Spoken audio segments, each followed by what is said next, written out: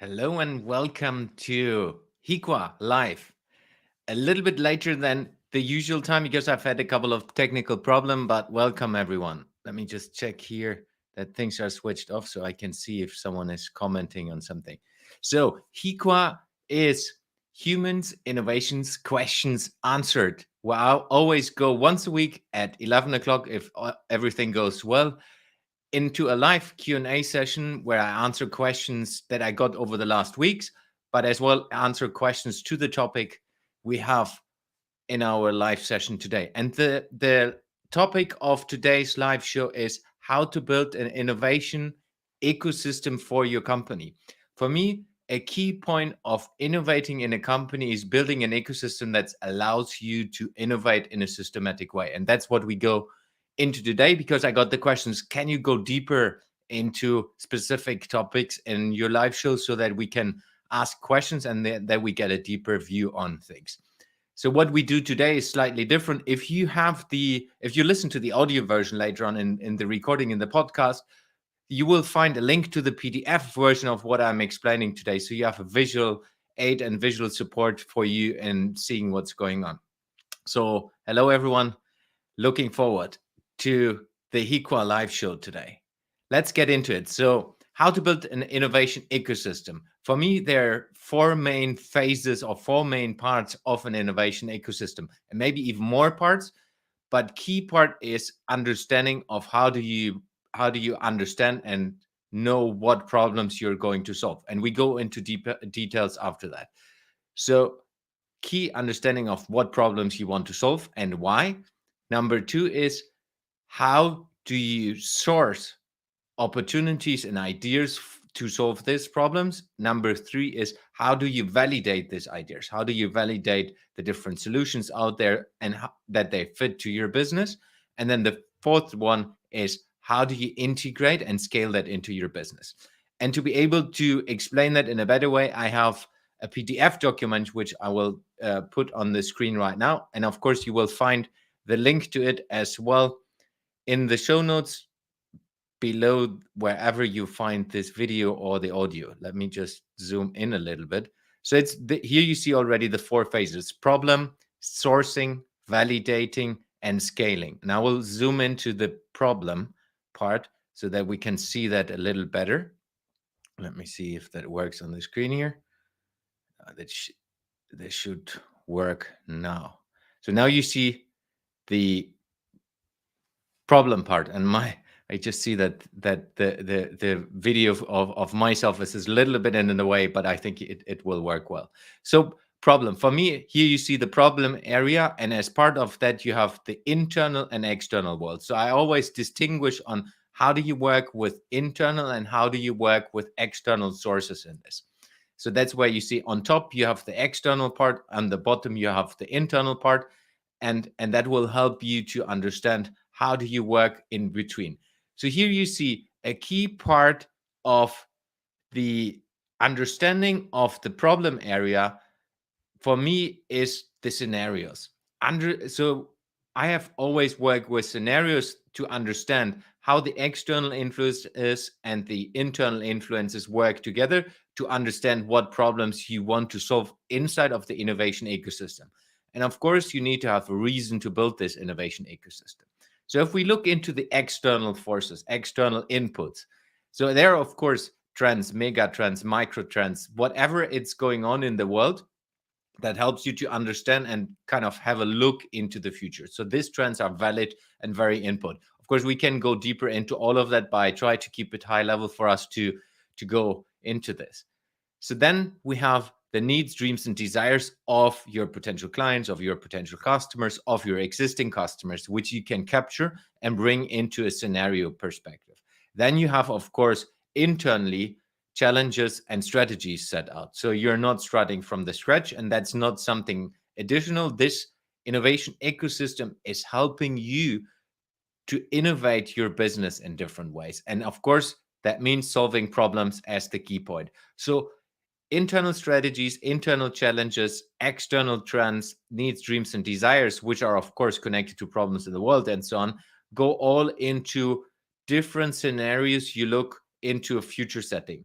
Maybe we can do another session which only goes into scenarios, but scenarios, if you imagine, that's basically possibilities of the future which help you to understand how you and your business can act, and then with that perspective focus on what problems you want to solve. So going into this will help you to, what do we want to solve and why do we want to solve this? Important here, when you set out to do this, this looks very, very simple when you have a PDF like I have right now in front of me. So that's just the schematic way of understanding what are the different things. But you need to be able to do this in a way that you involve the internal stakeholders, and most probably as well external stakeholders like partners, uh, potential clients, existing clients, maybe researchers, and people who are deep into the knowledge of the problems you want to tackle from the world perspective as well, when it comes to the mega trends and the micro trends in the industry you are in or the industry you want to evolve into. So it's basically, you need to build out a mechanism for your organization to understand how do you build scenarios and how you basically keep them alive and make the scenarios be part of your ever validation system, which helps you to understand what problems are you truly solving with the innovation system. So it's going deep into understanding the problems you want to solve, building scenarios, and then you understand why you want to solve them. How you want to solve them comes later, but it's really about the focus of what you want to do with the innovation ecosystem. Key part here is the collaboration, and specifically internal. I'm an expert, or at least I believe I'm an expert in bringing people into context. So bringing people from your organization into workshops, into internal discussion, that you have the buy-in early on, because that's the best way to organize the change management.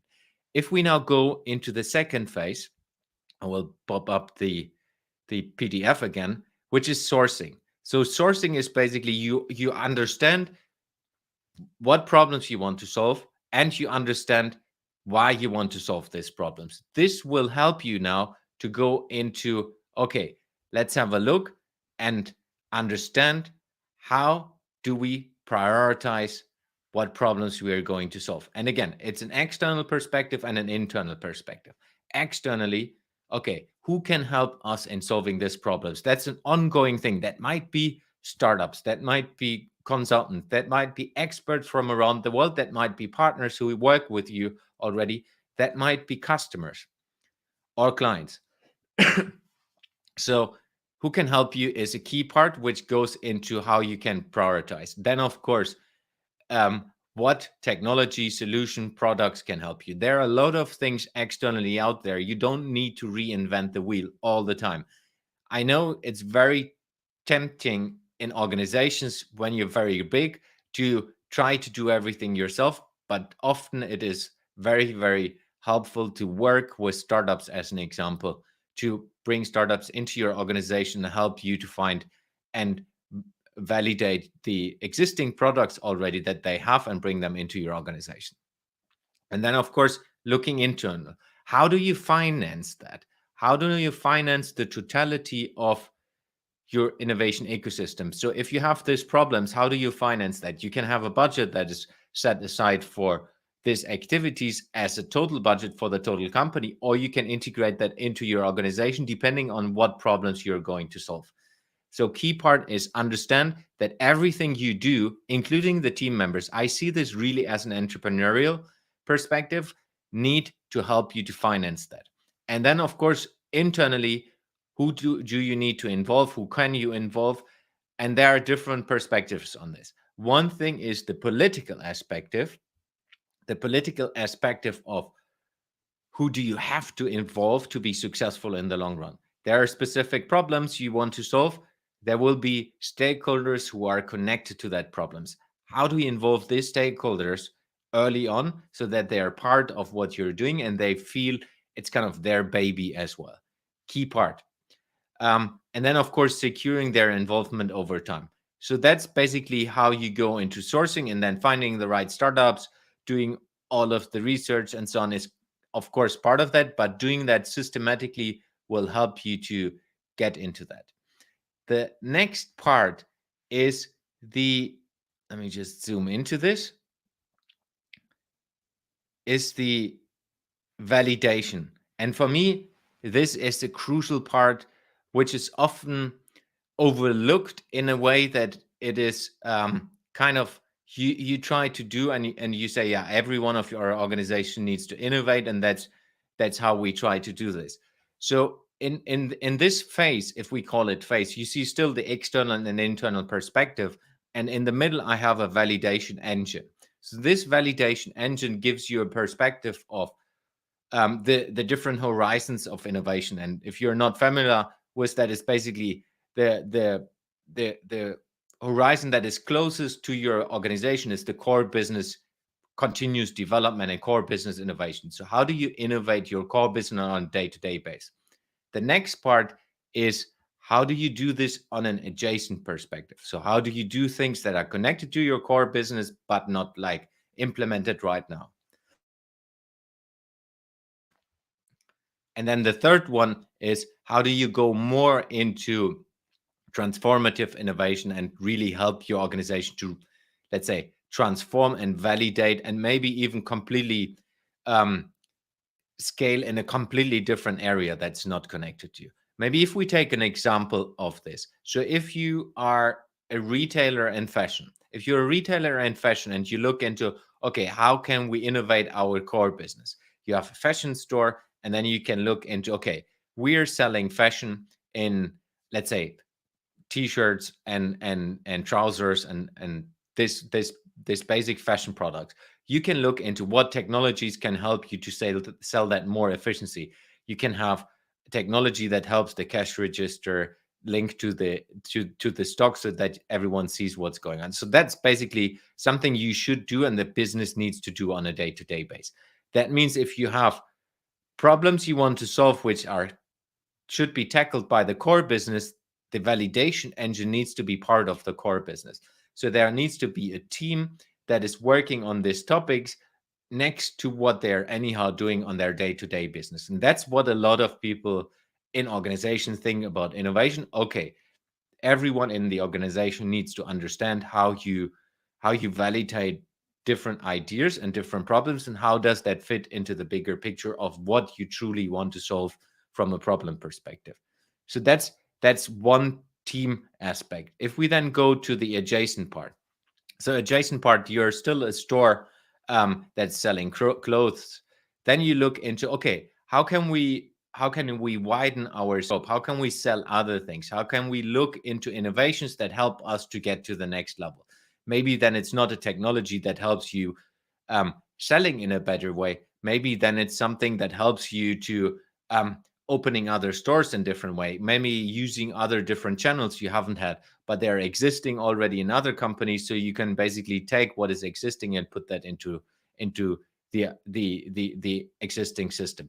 This requires more and a little bit more innovative approach and a team that's understanding how do you validate ideas and technologies inside of your business that's not core business. So it's really about, let's say, if you have the store team that's focusing on how you can use technology in the store more efficient, that's the core business innovation. Then you look into the adjacent innovation, which is, okay, how can we build out new channels which might not be able to be done from the store team, because they have one thing, they have their core business to take care of, which is very important for your business. The second thing is they're still working in the isolation or in the bubble of one store. If you look into adding a channel, adding a new revenue stream, that's then different, where you need to have people who are looking abroad into other stores, into other channels, and have more dedicated time for this. So that's the middle piece if you have the PDF in front of you, or if you watching this on video.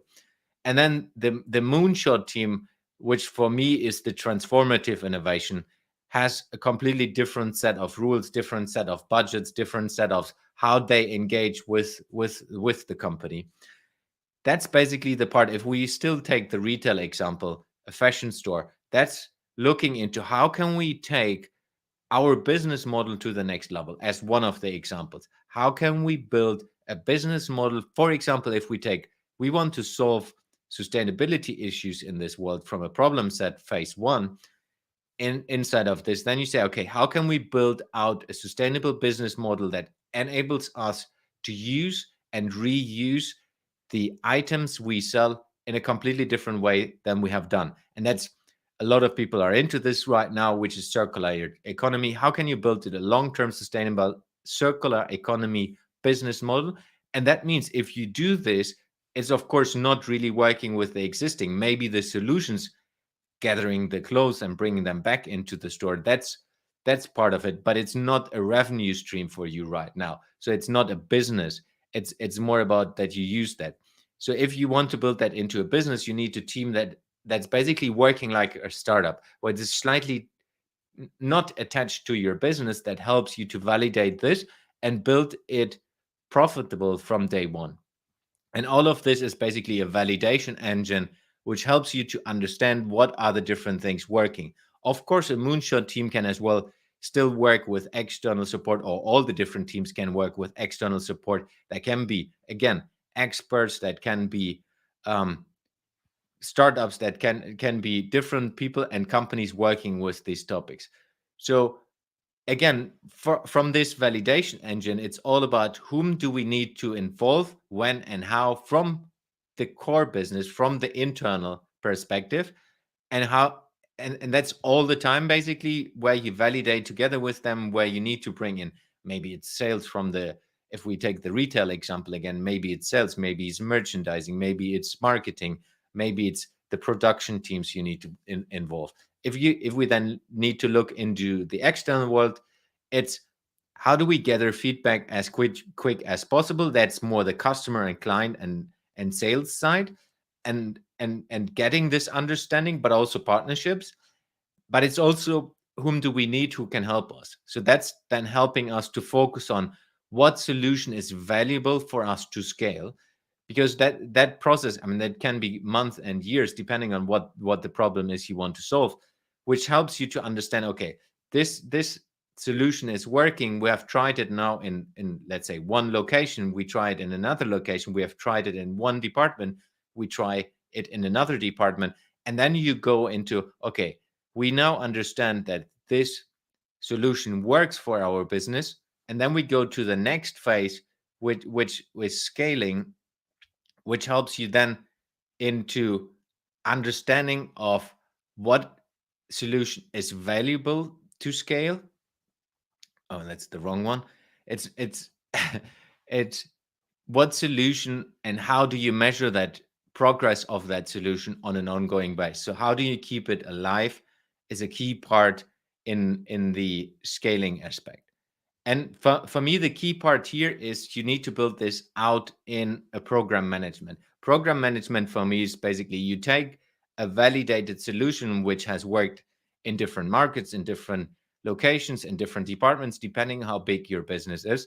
And then you say, how do we set this up for success? How do we implement this solution so that it is an integral part of our business? And of course, there is a lot of change management needed. There's a lot of communication needed. There's a lot of leadership needed. For me, a key question to ask for every organization, and of course, before you start scaling, before you start implementing from a program management, is what capabilities do we need as an organization? Do we need as an organization long term to run this solution, short term to build this program up, to run this project, if we call it project, as part of a program management? And that gives you then a decision, which is, do you have these capabilities internal? Do you need to build it up? Do you want to build it up? Or do we need to source it again external? Maybe there's a startup who has a perfect product which you have validated, and then you say, hey, the easiest way for us to scale this is integrating the startup solution as a product into our business, or maybe even buy the startup in the future perspective as part of a long-term agreement, that you take over the startup and integrate it into your business because it's so beneficial for your business. And before you go even into the program, a key part as well is, what is the business model and the structure towards external? So is it an integral part of your business which nobody sees? Does it have a specific business model that needs to do things in a different way? Or is it, let's say, if it's core business innovation, it's a solution that helps you to be more efficient on a day-to-day base, that is having a return on invest that's reasonable, and that's why you do this, that's why you put it into a program, that's how you make sure that it's going to work inside of your business. So that was basically a little overview of helping you understand how I, for example, with my business, built innovation ecosystems for companies. And that's a very high level. I understand that. But key part is, if you just focus on scaling and implementing ideas you have had without validating, without understanding which problems you're going to solve, it's going to fail. And I've often seen that specifically the human aspect of inside of the innovation, let's say, ecosystem is the tricky part. So if you don't involve the right people at the right time, the as we always say, the internal immune system is working against you. So then you have maybe a perfectly validated solution, a startup that has exactly the product that helps you to solve that, but it's not going to fly because the internal company is not involved over a long-term period and is not really convinced that this is a good solution. So key part is really build an ecosystem, understand the totality. And of course, today was more about a high level understanding of this because I have only 25 minutes, or at least I set myself to do it in 25 minutes. If you're interested to do this on a one-on-one base, I'm happy to go into a call and give more details on that, how I did this, for example, in IKEA or in other world leading companies, because that's part of building a successful innovation engine in every organization, linking it to the human innovation angle I always talk about, which is leadership, community, and then building the business. Work with the leadership, involve the community, which is basically what I said throughout the different phases today. And then the business aspect and the business results will happen over time. Let me just check if there are some questions today. There's nothing anymore, which at least I haven't covered.